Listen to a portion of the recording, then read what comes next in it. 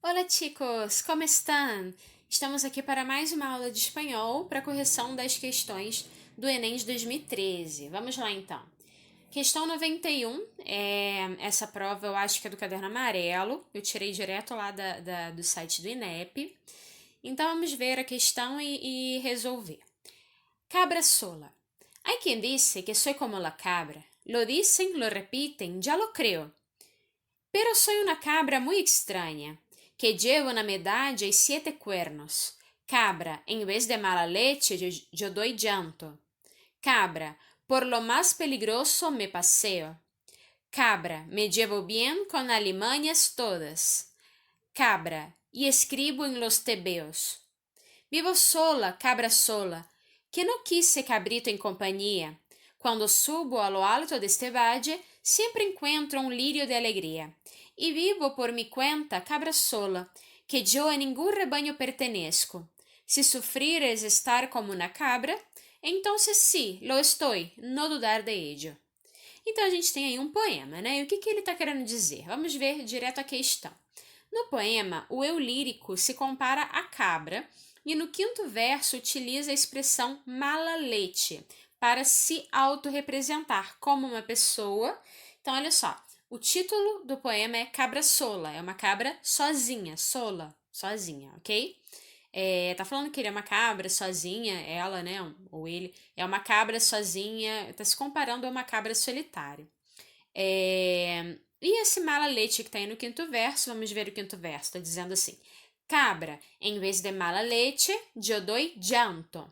Tá perguntando em relação a essa questão aí, a essa frase, né, ele tá se representando como uma pessoa o quê? Letra A, influenciável pela opinião das demais. B, consciente de sua diferença perante as outras. C, conformada por não pertencer a nenhum grupo. D, corajosa diante de situações arriscadas. Ou E, capaz de transformar mau humor em pranto. Essa é uma questão um pouco complicada, porque para você entender realmente, você precisa saber o que significa mala leche e llanto, principalmente, né? Essas duas, expressão mala leche e a palavra llanto. Se você não soubesse, você poderia até ir, por exemplo, pela estrutura, que lleva, perdão, em vez de mala leche, yo doy llanto. A resposta é a letra E, capaz de transformar o mau humor em pranto. Então, em vez de uma coisa, outra. Em vez de mau humor, pranto, né?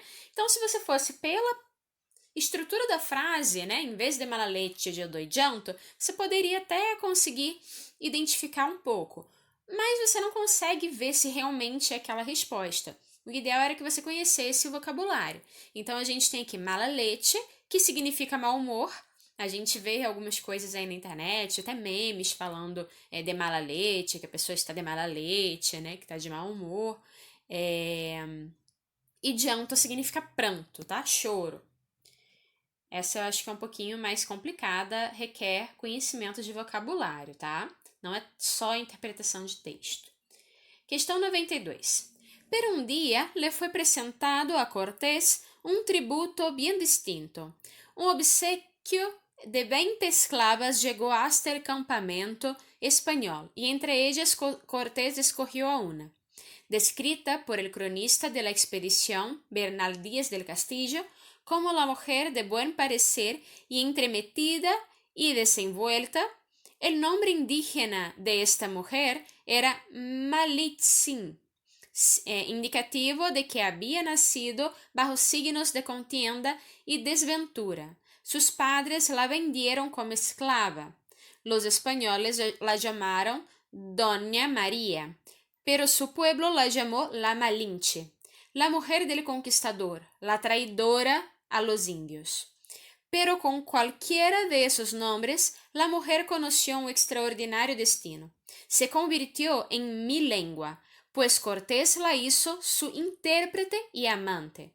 La lengua que habría de guiarle a lo largo y alto del imperio azteca, demostrando que algo estaba podrido en el reino de Moctezuma e que en efecto existia gran descontento e que el imperio tenía pies de barro. Então, a gente está falando aqui de quê? De um texto referente a uma história, né, da colonização. Então, a gente está falando aqui sobre até a escravidão dos indígenas, né? Uma questão bem séria. Tá contando uma história sobre isso. E a gente tem que personagens aqui? A gente tem Cortés e a gente tem Malinche, que tem outros nomes também, mas ela era uma índia que o Cortés comprou como escrava, acabou se tornando mulher dele e fazia essa tradução do espanhol para a língua indígena, para eles poderem se comunicar. E aí ela era tida como traidora dos índios, né? Então é isso que está dizendo aí o texto. Se vocês pesquisarem um pouco mais sobre essa história, vocês vão encontrar outras coisas muito interessantes. A história da Malinche, por que ela foi vendida pelos pais, por que ela era tão importante como uma intérprete, porque ela não conhecia só uma língua indígena, ela conhecia mais de uma. Então, ele conseguia se comunicar com mais de um povo indígena, né, com ela. Então, é bem interessante. A história, né, é triste, mas é bem interessante. E é importante vocês conhecerem também essa questão cultural e histórica, tá? Malinche ou Malintzin, gente, esses nomes são complicados, porque não são do espanhol, tá? São derivados da língua indígena, das línguas indígenas. Foi uma figura-chave na história da conquista espanhola na América ao atuar como... Esse aqui tá mais fácil, né? A. Intérprete do conquistador, possibilitando-lhe conhecer as fragilidades do império. B. Escrava dos espanhóis, colocando-se a serviço dos objetivos da coroa. C. Amante do conquistador, dando origem à miscigenação étnica. D. Voz do seu povo, defendendo os interesses políticos do Império Azteca. E. Maldição dos astecas, infundindo a corrupção no governo de Montezuma. Montezuma. O que vocês acham? A resposta é letra A. Ela era intérprete do conquistador, possibilitando-lhe conhecer as fragilidades do Império Azteca. Então, ela foi uma figura-chave na história da conquista, para a conquista dos espanhóis naquela região, porque ela acabou possibilitando que os espanhóis conhecessem as fragilidades do povo e se comunicassem com o povo e conquistando mais o povo, né? Conquistando no sentido de escravizando mesmo o povo, né? E até acabando com a cultura, com os índios. A gente também não pode julgar a Malinche, porque ela tinha sido comprada, ela era uma escrava, então era uma situação bem complicada também. Não sei se eu, no lugar dela, o que eu faria, né? Que a gente fica nessa, brincadeira, né? Ela foi contra o povo dela e ajudou os espanhóis. Mas, poxa, você está sendo escravizado. Se você não ajuda os espanhóis, você é torturado. Tem pessoas que aguentam, tem pessoas que não. E essa história, ela é bem complicada. Bem, por que não é a letra B? Escrava dos espanhóis colocando-se a serviço dos objetivos da coroa. Ela era escrava dos espanhóis, mas ela era figura-chave não por ser escrava, não por servir, porque lá tinha vários escravos que serviam, porque ela era intérprete, tá? Letra C, amante. Ela era amante do conquistador, beleza, mas aqui nem falou sobre miscigenação étnica, né, nesse texto, apesar de poder ter acontecido, enfim, a gente não conhece, olhando esse trecho, não conhece a história, né? Mas essa questão dela ser amante do conquistador não é a questão central dela ser a figura-chave. A voz do seu povo já não é, ela não era a voz do povo, né? Ela ajudava o conquistador. E a maldição dos astecas infundindo a corrupção no governo de Montezuma, infundindo a corrupção lá dentro, colocando a corrupção lá dentro, não é exatamente isso, né? Ela foi figura-chave por ela ser intérprete e possibilitar essa comunicação e que os espanhóis conhecessem a fragilidade do povo e conseguissem dominá-los, né? Mais do que conquistá-los, porque conquistar é uma forma, parece muito romântica de dizer, dominar esse povo, Então vamos para a próxima. Questão 93, gente. Vou tentar ler aqui, que tô sem óculos, hein? Vamos lá. Pensar la lengua del siglo XXI. Aceptada la dicotomía entre español general académico y español periférico americano, la capacidad financiera de la Real Academia, apoyada por la corona y las grandes empresas transnacionales españolas, no promueve la conservación de la unidad, sino la unificación del español, dirigida e impuesta desde España. La Fundación Español Urgente fundió. Unidad y unificación son lo mismo. La unidad ha existido siempre y con ella la variedad de la lengua. Perdão, unidade e unificação não são lo mismo, tá? La unidad ha existido siempre y con ella la variedad de la lengua, riqueza suprema de nuestras culturas nacionales. La unificación lleva a la pérdida de las diferencias culturales que nutre al ser humano y son tan importantes como la diversidade biológica de la Tierra. Então, a gente está falando aqui que a unificação, você unificar a língua, né? A gente está falando sobre a língua aqui, unificar a língua a gente vai perder os aspectos culturais. A gente não tem aqui no Brasil a palavra aipim, em alguns lugares dizemos aipim, em outros lugares dizem macaxeira, em outros lugares dizem mandioca, e isso tem a ver também com a cultura do povo. Quando a gente tira isso, fala assim, não, o certo é aipim. Igual aquele negócio, é bolacha ou biscoito. Isso é uma brincadeira que a gente faz, mas cada região vai ter a sua forma de dizer, não é? E isso faz parte da cultura também. Quando a gente tira isso, a gente impõe que seja unificado, a gente está perdendo. O povo que está tendo que falar de uma outra forma, ele está perdendo um pouco da sua cultura também.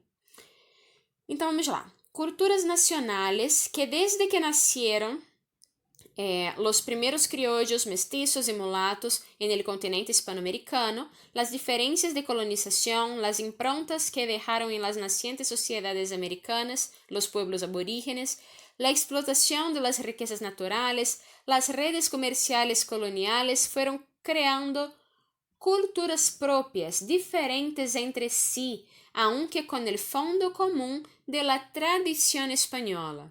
Después de las independencias, cuando se instituyeron nuestras naciones bajo diferentes influencias, ya francesas, ya inglesas, cuando los inmigrantes italianos, sobre todo, dieron su pauta a Argentina, Uruguay o Venezuela, esas culturas nacionales se consolidaron y con ellas su español, pues la lengua es ante todo constituyente. Así, el español actual de España no es sino una más de las lenguas nacionales del mundo hispánico. El español actual es el conjunto de 22 españoles nacionales, porque são 22 países que falam espanhol, que têm suas próprias características. Ninguno vale más que el otro. La lengua del siglo XXI es por eso una lengua pluricêntrica. Se os portugueses chegassem aqui no Brasil e falassem que a gente tem que falar do jeito que eles falam, às vezes o palavreado que eles usam, a forma de falar, a forma de pronunciar as palavras do jeito que eles pronunciam, não ia ser legal. Então vamos nos colocar na posição de um país que está sendo subjugado dessa maneira em relação à língua, né? Então tá falando exatamente isso. O texto aborda a questão da língua espanhola no século XXI e tem como função apontar que a. As especificidades culturais rompem com a unidade hispânica. As variedades do espanhol têm igual relevância linguística e cultural. C. A unidade linguística do espanhol fortalece a identidade cultural hispânica. D. A consolidação das diferenças da língua prejudica sua projeção mundial. A unificação da língua enriquece a competência linguística dos falantes. O que vocês acham que a resposta certa? Essa daqui tá fácil. Letra B, né? Que as variedades do espanhol têm igual relevância linguística e cultural. Não tem o espanhol da Espanha é melhor do que o espanhol da Argentina. Não existe isso, ok? Próxima, essa daqui é rápida. É uma charge que é bem interessante, é divertida. E aí, tem uma pessoa que não tá na história falando: Ya no es como antes. Lo reto a un duelo. Está bien, pardo, pero yo con el joystick y usted con las teclas. Vocês entenderam o que está querendo dizer aí? Se vocês entenderem o que eles estão dizendo, vocês matam a charada aí da questão. A pessoa está desafiando a um duelo. Olha só, aquelas pessoas de chapéu querendo desafiar um duelo, né? Loreto a um duelo, desafio a um duelo. Só que aí o que o outro fala? Ok, mas eu com joystick, com a manete que a gente usa aqui em Petrópolis, ou com joystick mesmo, que alguns lugares falam, né? O controle, e você com as teclas do computador. Então, não é um duelo convencional, não é exatamente essa a questão, e eu já dei a resposta praticamente. A charge evoca uma situação de disputa. Seu efeito humorístico reside no ou na A. Aceitação imediata da provocação. B. Descaracterização do convite a um desafio. C. Sugestão de armas não convencionais para um duelo. D. Deslocamento temporal do comentário lateral. Ou é posicionamento relaxado dos personagens?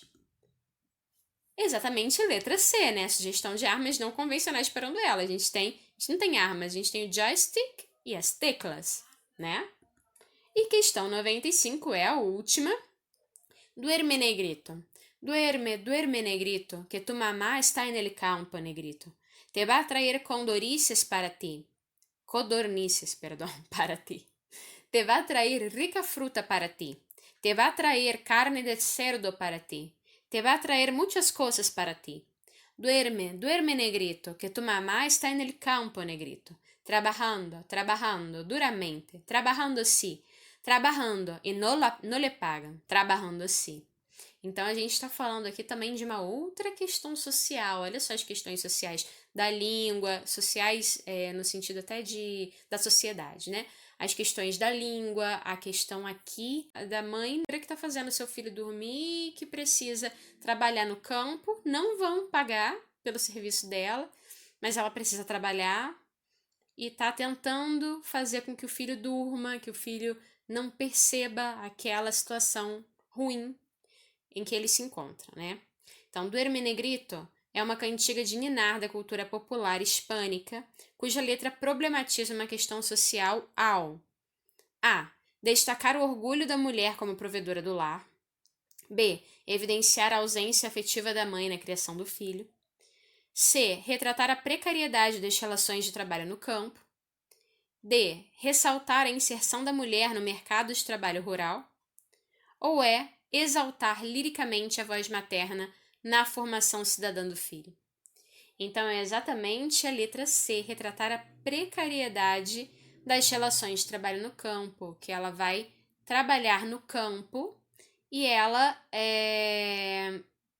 vai trabalhar no campo e ela não recebe, ela tem que deixar o filho, né? Então, tá mostrando exatamente esse problema social, não é? Então, essa daqui também é fácil, se a gente lê o texto e entende o que ele está querendo dizer, como um todo, a gente consegue responder. Espero que vocês tenham entendido. Qualquer dúvida é só me perguntar, tá bom? Tchau, tchau, adiós, hasta luego, besos.